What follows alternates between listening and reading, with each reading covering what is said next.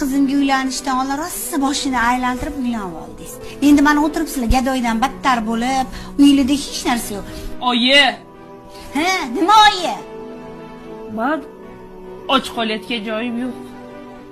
Qornim ochligida sizning yuzga kelganim ham yo'q. Sizni sog'inib kelganmiz. Bular meni erim. Mayrimmi? Hech kimga haqorat qildirib qo'ymayman. Boshqalarning eriga o'xshab uylanib tashlab ketgan joyi yo'q. Boshqalar bilan yurgani yo'q, urgani yo'q, ichgani yo'q, oyi.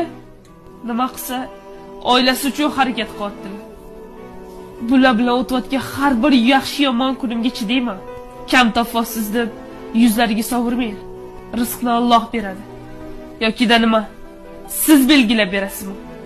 Men erimni hech qachon hech kimga xafa qildirib qo'ymayman. Meni bularga topshirdingizmi?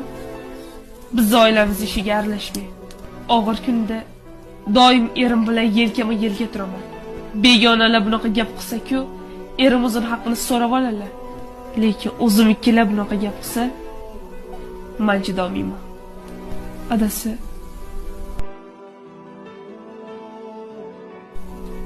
yuring ketamiz. Bor. Olib kelgan narsalarimizni kesgan. Yo'yini ko'rgan.